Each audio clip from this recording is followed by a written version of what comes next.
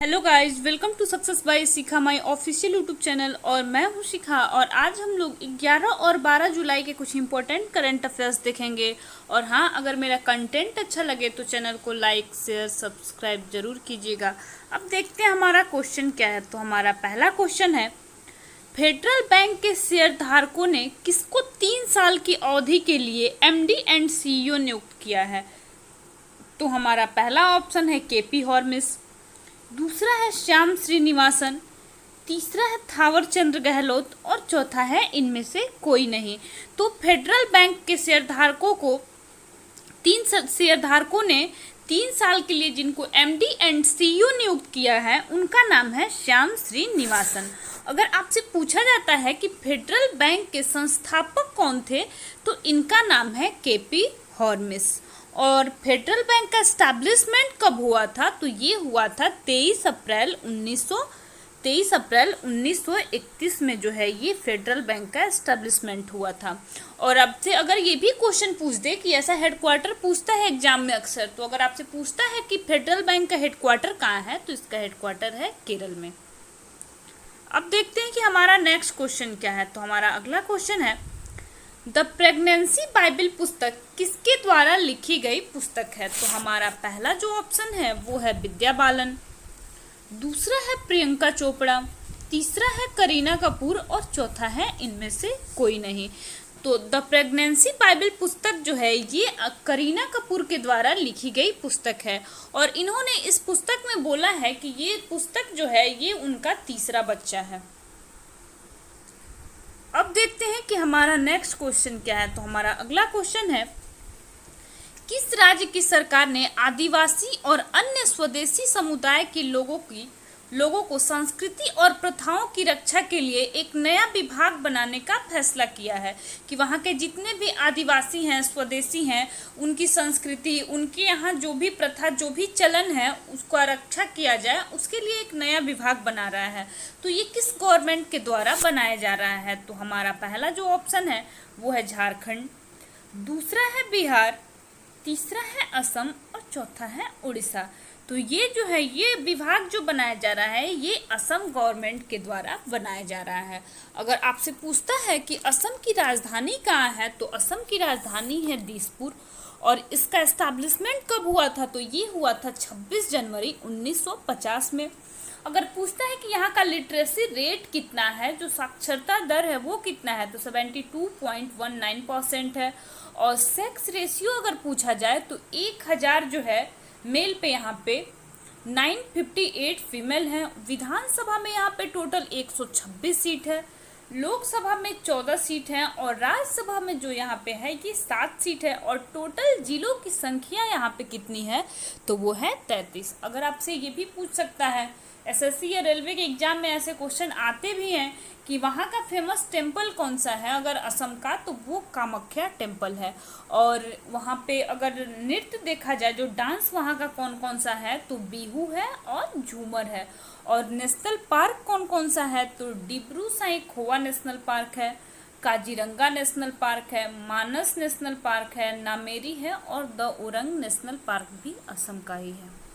अब देखते हैं कि हमारा नेक्स्ट क्वेश्चन क्या है। तो हमारा अगला क्वेश्चन है कि विश्व जनसंख्या दिवस जो है ये कब मनाया जाता है। तो पहला मेरा ऑप्शन है 11 जुलाई, दूसरा है 12 जुलाई, तीसरा है 13 जुलाई और चौथा है 10 जुलाई। तो विश्व जनसंख्या दिवस जो है ये आपका 11 जुलाई को मनाया जाता है। अब देखते हैं कि नेक्स्ट क्वेश्चन क्या है। तो अगला क्वेश्चन है, ट्विटर इंडिया ने किसको भारत का रेजिडेंट ग्रीवांस ऑफिसर नियुक्त किया है। तो हमारा पहला ऑप्शन है विनय प्रकाश, दूसरा है पुनीत डालमिया, तीसरा है अजय त्यागी और चौथा है इनमें से कोई नहीं। तो ट्विटर इंडिया ने जो भारत का रेजिडेंट ग्रीवांस ऑफिसर नियुक्त किया है उनका नाम है विनय प्रकाश। अब देखते हैं कि हमारा नेक्स्ट क्वेश्चन क्या है। तो हमारा अगला क्वेश्चन है कि राष्ट्रीय मत्स्य किसान दिवस जो है ये कब मनाया जाता है। तो हमारा पहला जो ऑप्शन है वो है 10 जुलाई, दूसरा है 11 जुलाई, तीसरा है 9 जुलाई और चौथा है इनमें से कोई नहीं। तो राष्ट्रीय मत्स्य दिवस जो है ये आपका 10 जुलाई को मनाया जाता है। और अगर क्वेश्चन देखा जाए तो हमने देखा कि विश्व जनसंख्या दिवस कब मनाया जाता है, तो ये 11 जुलाई को मनाया जाता है। अगर आपसे पूछा जाए कि इसका थीम क्या है, तो इस बार की इसका थीम जो थी, विषय जो था वो था अधिकार और विकल्प, चाहे बच्चे कम हो या ज़्यादा, लेकिन प्रजनन दर में बदलाव, समाधान और सभी लोगों के लिए स्वास्थ्य और अधिकारों की प्राथमिकता देना है। अब देखते हैं कि हमारा ये क्वेश्चन क्या था। तो हम लोग ने ये भी तो देख लिया कि राष्ट्रीय मत्स्य किसान दिवस कब मनाया जाता है, तो ये आपका 10 जुलाई को मनाया जाता है। अब देखते हैं कि हमारा नेक्स्ट क्वेश्चन क्या है। तो हमारा अगला क्वेश्चन है, हाल ही में 2021 एयरलाइन ऑफ द ईयर पुरस्कार के लिए किसे चुना गया है। तो हमारा पहला ऑप्शन है मलेशिया एयरलाइन, दूसरा है सिंगापुर एयरलाइन, तीसरा है कोरियन एयरलाइन और चौथा है इनमें से कोई नहीं। तो ये एयरलाइन ऑफ द ईयर पुरस्कार से जो है ये कोरियन एयरलाइन को चुना गया है। अब देखते हैं हमारा नेक्स्ट क्वेश्चन क्या है। तो हमारा अगला क्वेश्चन है कि हाल ही में कौन सा राज्य भारतीय रेलवे मानचित्र में शामिल हुआ। तो हमारा पहला जो ऑप्शन है वो है केरल, दूसरा है महाराष्ट्र, तीसरा है तमिलनाडु और चौथा है इनमें से कोई नहीं। तो हमारा जो सही आंसर होगा ये इसमें से होगा इनमें से कोई नहीं, क्योंकि ये जो शामिल हुआ है ये आपका है मणिपुर। अब देखते हैं हम लोग मणिपुर के बारे में। तो इसकी राजधानी कहाँ है, तो राजधानी है इम्फाल। इसका फॉर्मेशन कब हुआ था, निर्माण कब हुआ था, तो ये हुआ था 21 जनवरी 1972 में। लिटरेसी रेट कितना है, तो 79.21% है। और विधानसभा में यहाँ पे टोटल 60 सीट हैं, लोकसभा में 2 सीट है और राज्यसभा में जो है 1 सीट है। अगर आपसे पूछा जाए कि टोटल जिलों की संख्या कितनी है, तो वो है 16। अब देखते हैं हमारा अगला क्वेश्चन क्या है। तो हमारा अगला क्वेश्चन है कि हाल ही में किस राज्य में कोविड-19 का कप्पा वेरिएंट पाया गया। तो हमारा पहला ऑप्शन है बिहार, दूसरा है उत्तर प्रदेश, तीसरा है महाराष्ट्र और चौथा है इनमें से कोई नहीं।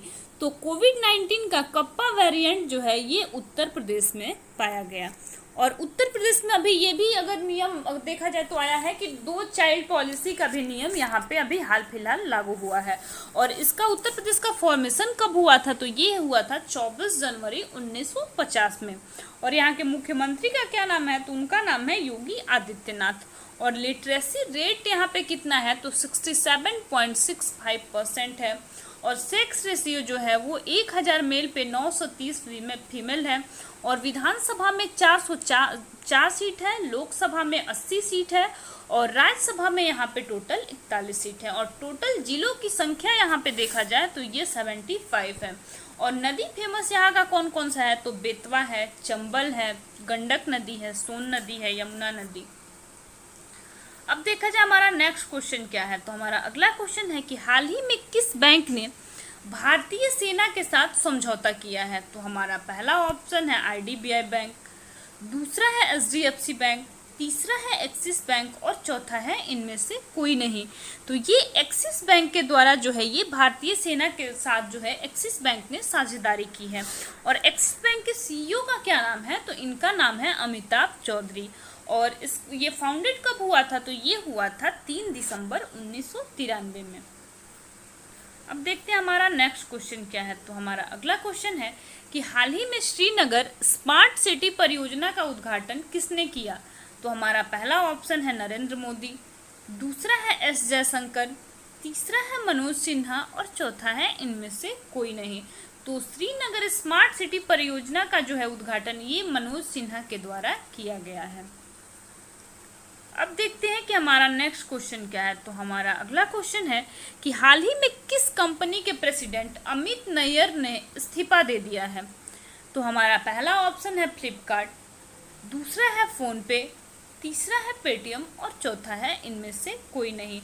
तो ये जो है ये पेटीएम